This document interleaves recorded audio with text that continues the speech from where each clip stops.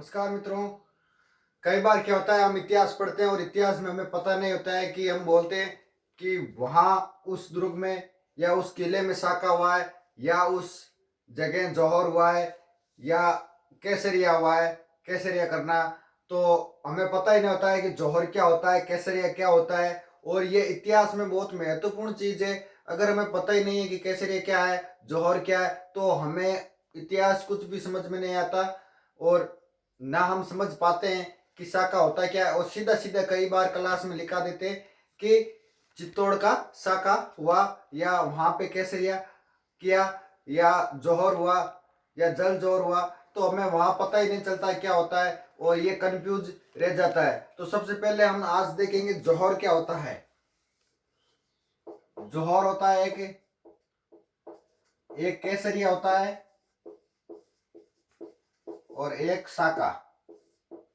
ये तीन चीज क्या है, इन तीनों चीजों के बारे में हम पढ़ेंगे। इसका नॉलेज होना जरूरी है, इतिहास में बहुत महत्वपूर्ण चीज है ये।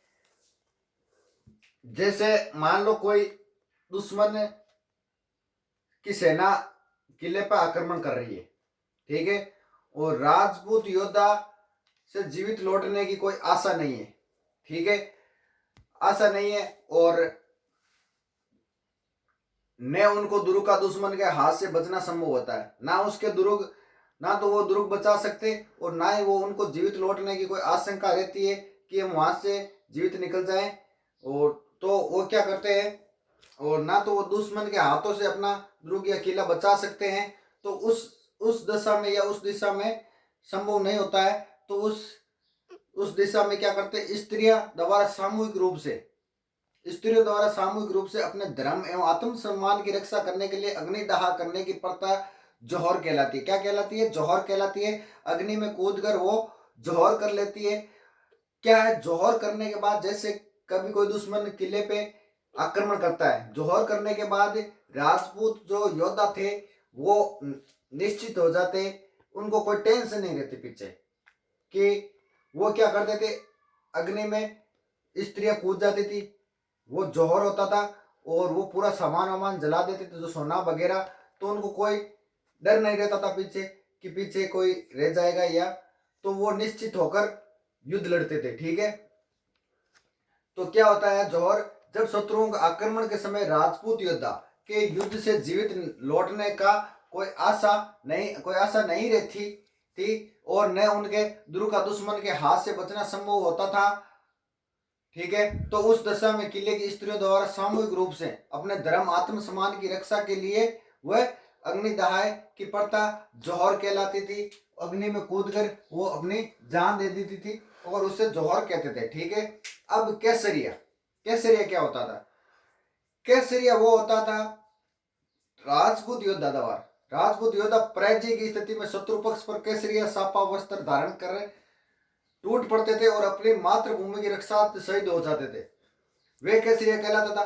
केसरिया धारण करने के बाद यहाँ राजपूत क्या होता था कि या तो मरना है या मारना है, बस दो ही चीज केसरिया धारण करने के बाद, या तो मरेंगे या मारेंगे। वो पीछे हटके नहीं देखता। केसरिया धारण करने के बाद राजपूत जब केसरिया धारण कर लेता है तो वो समझ लेना कि विकराल भवानी का रूप ले चुका है। वो पीछे नहीं देखेगा, या तो मारेगा या मरेगा। ये होता है केसरिया। अब साका कब होता है? साका जब भी होगा जब कब केसरिया और जौहर दोनों होगा।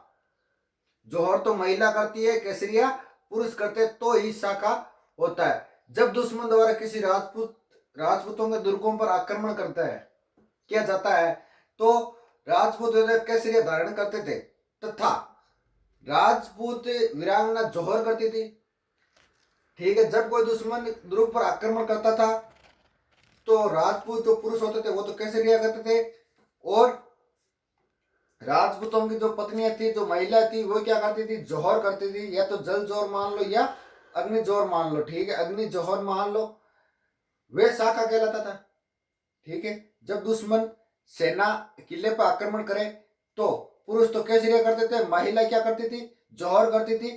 दोनों होने के बाद में वो क्या कहलाता था, साका कहलाता।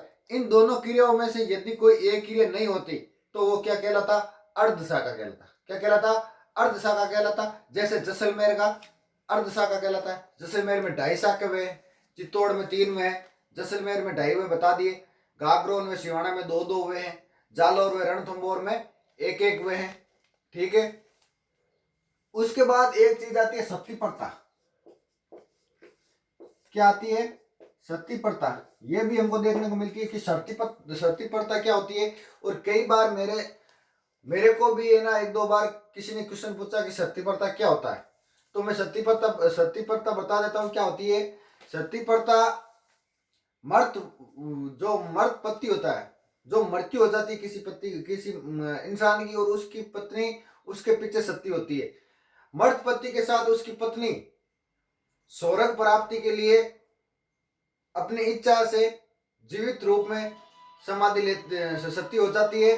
ठीक है। इस प्रक्रिया को सेह गमन कहा जाता है। क्या कहा जाता है? सती प्रथा को सेह गमन भी कहा जाता है। क्या कहा जाता है? सेह गमन कहा जाता है। अपनी मर्जी से, अपनी इच्छा से जो अपनी पति के पीछे सती हो जाती है, ठीक है, जीवित रूप में जल जाती है, या वो स्वर्ग प्राप्ति की इच्छा पूर्ण करना चाहती है। ठीक है। इस प्रक्रिया को क्या कहते हैं? सेह गमन कहते हैं। शिलालेखों तथा काव्य ग्रंथों में अपने पति में पूर्ण निष्ठा व भक्ति रखने वाली पत्नी के लिए भी सती शब्द का प्रयोग किया गया। घटियाला अभिलेख 1810 ईस्वी में लिखा है। इस प्रमाणित होता है कि राजपूत समाज रेणुका की पत्नी सफल देव ने सेह गमन किया, सती हुई थी। किसके पीछे? रेणुका की पत्नी। रेणुका पति का नाम था, रेणुका की पत्नी सफल देवी ने सेह गमन किया। मुगल सम्राट ने सती प्रथा पर रोक लगाने के लिए प्रयास किए, परंतु उससे सफलता नहीं मिली। ठीक है। अकबर ने बहुत प्रयास किए सती प्रथा को रोकने के लिए कि ये गलत है, ऐसे मरना गलत है, लेकिन उसके प्रयास सफल नहीं हुए। ठीक है। 21वीं शताब्दी में 1987 में आपने एक कांड सुना होगा, देवराला सीकर का जो कांड हुआ था, रूप कंवर का सती होना। वर्तमान समय में भी जगने प्रथा के लिए लोगों की भावना प्रकट करता है। ठीक है। और वो लास्ट सती थी 1987 में, 21वीं सदी में जो रूप कंवर सती हुई थी वो लास्ट थी। उसके बाद पूरे संपूर्ण भारत में बंद। वैसे सती प्रथा पहले भी बंद हो गई थी, लेकिन वो लास्ट देखने को मिला था, जो सती हुई थी वो लास्ट केस था सती होने का। ठीक है। तो ये होता है सती। अगली बात समझ, जोहर क्या होता है? केसरिया। जोहर तो महिला द्वारा किया जाता है किले में, केसरिया पुरुषों द्वारा किया जाता है। केसरिया धारण करने के बाद या तो मरेंगे या मारेंगे।